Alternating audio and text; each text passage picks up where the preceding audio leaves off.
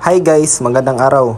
Sa video natin nun ay gagawa tayo ng continuity tester o test light gamit ang flashlight ng isang lighter.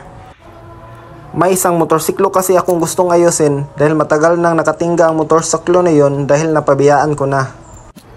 Kaya ngayon gagawa tayo ng test light o continuity tester para ma-check natin ang wirings o fuse ng motorsiklo na yon upang mapandar natin yun ulit. Itong flashlight ng isang lighter ang gagamitin natin dahil may built-in battery na ito. Kaya kahit deadbat na ang battery ng motorsiklo na yon ay ma-check pa rin natin ang continuity ng wirings niya. Ang wire na ginamit ko dito ay lumang wire ng power cord ng appliances. Balatan lang natin ng wire at i-connect natin sa positive side ng battery o sa ibabang part yung may metal sheet.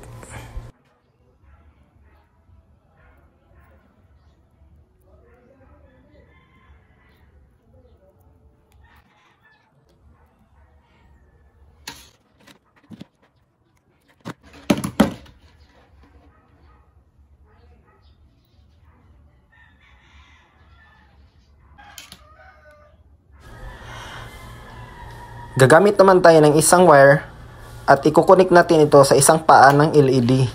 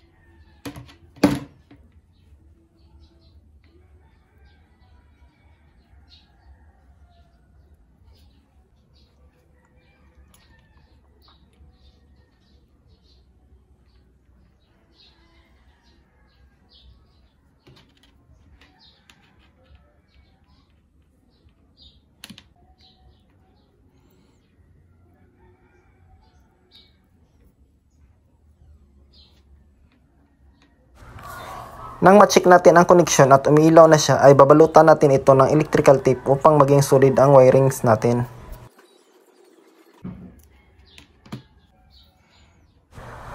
Ngayon naman gagamit tayo ng isang solid copper wire dahil ito ang magsisilbing taga-target kung saan natin gustong itest.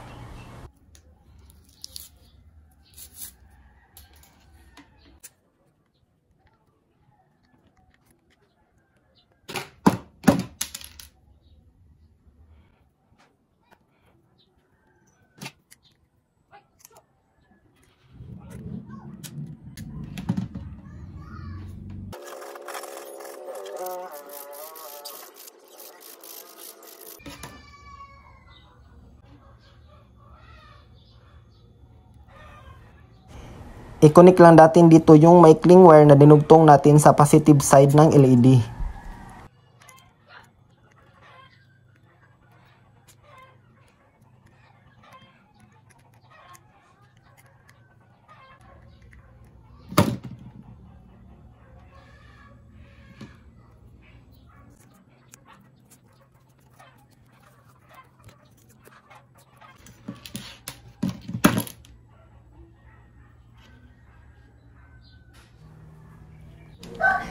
Yan, okay na siya guys. Pwede na rin itong gamitin pero babalutan muna natin ito ng electrical tape para maging matibay ito.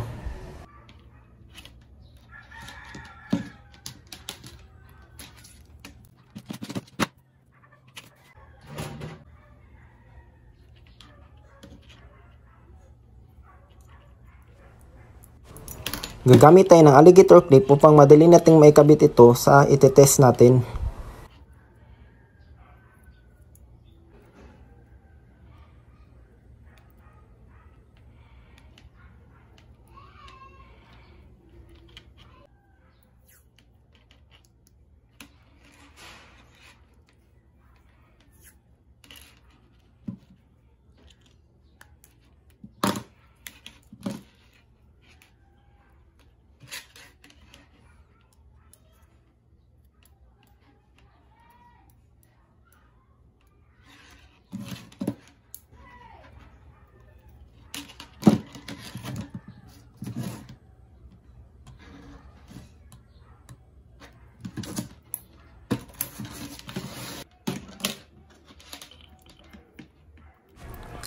I-try nating i-test ang angle grinder na to. Kung napapansin nyo ay hindi umilaw ang test light natin kasi nakapatay ang switch ng angle grinder. At nang i-on natin ang switch ng angle grinder, umiilaw na ang test light natin.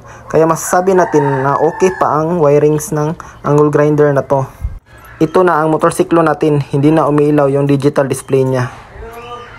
I-check natin ang battery, fuse at wirings ng motorsiklo nito upang mapaandar natin ito ulit. Mag-ingat lang sa paggamit ng tester. Huwag niyong i-connect yung alligator clip sa positive side ng battery at yung tester naman sa negative side ng battery dahil siguradong masusunog yung LED light ng tester natin kasi 5 volts lang ang kaya ng voltahe ng LED na to.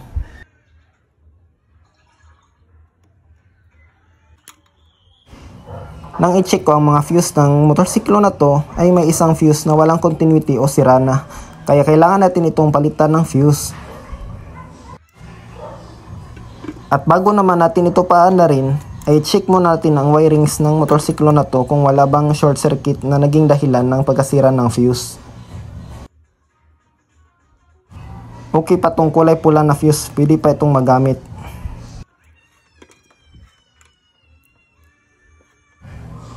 Ito namang kulay violet na fuse ay sira na talaga at papalitan natin ito ng bago.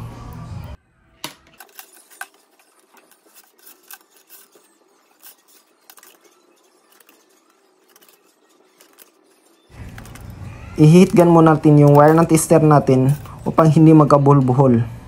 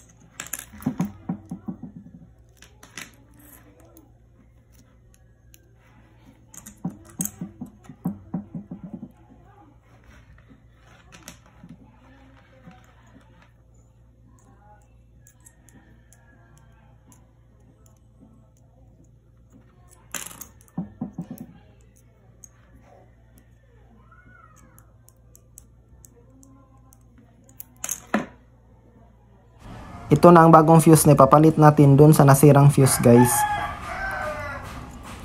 Okay na okay pa to.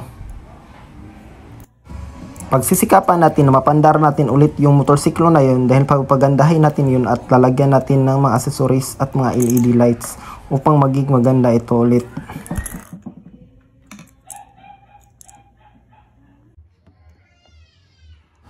Yan guys, ilalagay na natin yung mga fuse sa fuse housing ng motorsiklo na to.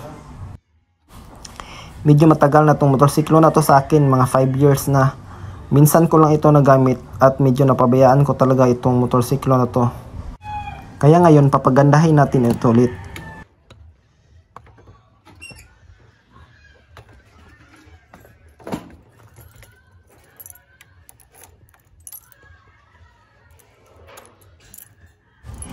Yan guys, umiilaw na ang digital display niya. Nang ma-check ko ang wirings ng motorsiklo na to ay wala namang short circuit kaya pwede na natin itong pandarin.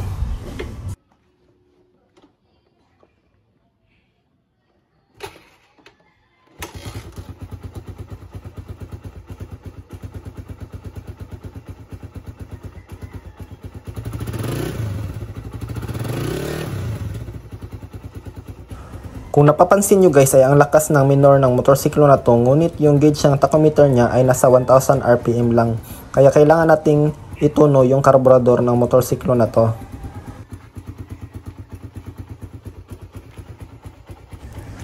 Ang liit pa na natakbo ng motorsiklo na to guys, 5 years mahigit na to sa akin, ngunit 22,000 kilometers lang ang natakbo niya. Hindi kasi ito palaging nagagamit. At yan, kinalawang na tuloy yung ibang parts niya. Kaya sa susunod nating mga video ay papagandahin natin ang motorsiklo na to.